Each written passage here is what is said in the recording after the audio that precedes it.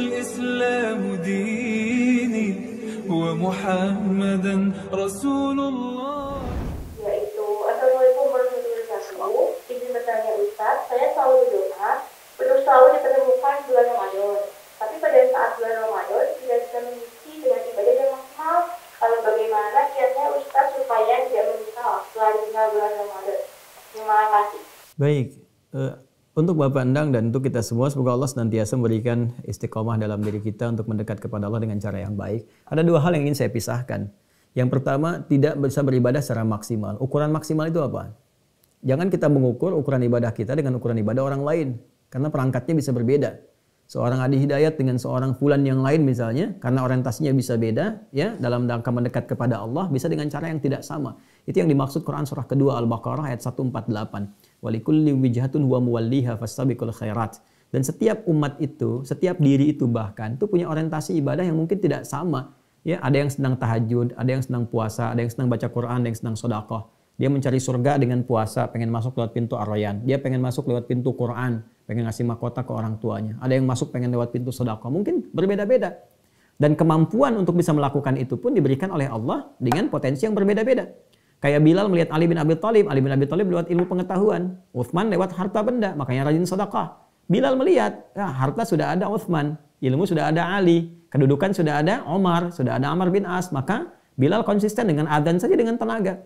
Begitu beliau adzan, Nabi komen, sahabat like, kemudian sampai ke kita di-share. Dengan apa komen Nabi? Kata Nabi, aku mendengar suara terumpah Bilal di surga, di taman surga. Kata Bilal sederhana, kalau udah ada suara terumpah di surga dengan adzan aja, yang ngapain harus kerjain yang lain? Maka beliau konsisten aja itu. Ya. Nah, kita sekarang tinggal melihat pada diri kita, apa potensi terbesar yang Allah berikan kepada kita, lewat apa? Ya. Apakah kemudian lewat kemampuan untuk menunaikan sholat? Silahkan keluarkan semua jenis sholat yang bisa kita lakukan. Apakah dengan Al-Quran? Silahkan keluarkan bagian amalan-amalan Al-Quran yang bisa kita titi. Dari mulai membaca, menganalisis, menghafalkan misalnya. Atau dengan harta benda. Ketika kita melihat pada diri kita sendiri, oh kayaknya hartanya lebih dibandingkan dengan apa yang Allah titipkan pada orang lain. Maka keluarkan jenis ibadah lewat harta. Ada skema zakat, ada skema infak, skema sedekah, siapa yang berhak menerimanya, dan diturunkan semuanya. Dan dengan itu semua nikmati itu. Dan bawa itu sebagai bagian terbaik, sebagai bakal menghadap Allah Subhanahu wa Ta'ala. Itu yang disebut dengan memaksimalkan potensi diri sesuai dengan apa yang bisa kita latih. Selama Ramadan, latih itu. Lalu coba naikkan levelnya semampu yang bisa kita lakukan. Uthman bin Affan, Abdurrahman bin Auf, Tamim Ad-Dari, kata Imam An-Nawawi, sekaya-kayanya mereka masih sempat bangun malam sampai khatam Al-Quran dikerjakan. Ya, tapi mereka ingat pendidikannya langsung dengan Nabi. Situasinya nggak sama dengan kita sekarang, eranya berbeda. Ya, maka levelnya pun tidak harus disamakan. Ya, setelah itu pada yang kedua, bagaimana kemudian saya bisa melakukan konsistensi ya dalam beribadah ini supaya tidak menyesal di kemudian hari, apalagi mendapatkan Ramadan kembali. Ya, maka dirancang, disiapkan. Makanya orang mengatakan konsisten itu tidak mudah dilakukan karena harus melewati 9 tahapan kan? Ya kan? Konsis 1, konsis 2, konsis 3, konsis 4 sampai konsisten. Ya. Ya, itu ungkapan orang-orang sederhana saja. Maksudnya apa? Maksudnya ada tahapan-tahapan yang memang harus kita lalui untuk mencapai itu semua. Apa itu? Fa idza faraghta fansab wa ila rabbika farghab. Nilai diri kita dulu. Kemampuannya di mana? Lalu keluarkan menu ibadahnya yang bisa kita lakukan. Ini menu fisikal, ibadah fisik yang tidak membutuhkan harta seperti sholat. Ada berapa jenis sholatnya? Ini ibadah harta, maliyah namanya. Ada zakat, infak, sedekah. Apa saja menunya? Bagaimana mencapai itu? Lalu ada gabungan antara harta dengan fisikal. Seperti apa misalnya? Seperti haji, seperti umrah turunannya. Maka dari situ menunya sudah ada, tinggal kita mau pilih menu yang mana. Makanya agama ini ada yang menyebutkan para mufasir seperti menu hidangan yang ditampilkan sesuai dengan kadar yang bisa kita lakukan. Ya, bisa kita tempuh.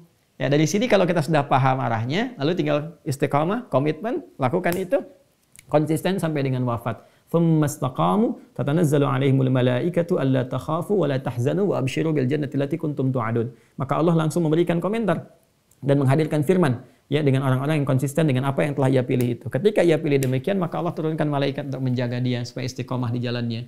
Lalu setelah itu dijauhkan dari kegelisahan, konsisten dalam kebaikan sampai dia meninggal diberikan tempat kembali yang baik. Maka saya tutup dengan seorang Arab Baduy yang datang kepada Nabi. Ja'a Arabiyun ilan Nabi sallallahu alaihi wasallam. Datang orang Arab Baduy dari pedesaan yang sangat jauh kepada Nabi sallallahu alaihi wasallam.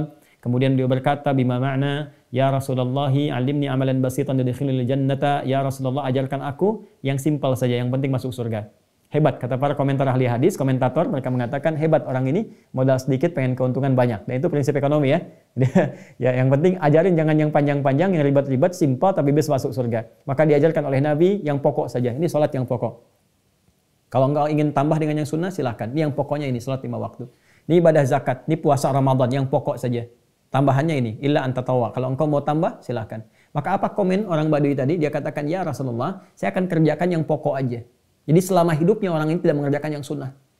Kemampuan saya hanya bisa mengerjakan yang pokok. Dan saya akan istiqomah di situ. Dan menghindari maksiat. Maka dia kembali pergi lagi ke padang pasir. Kan Badawi di sana banyak padang pasir bikin kemah-kemah. Fantalaqa. Maka apa komen Nabi ketika dia pergi? Kata Nabi, aflaha in sadaqa wa dakhalal jannata in sadaqa. Kalau dia konsisten benar dengan apa yang dia katakan, masuk surga.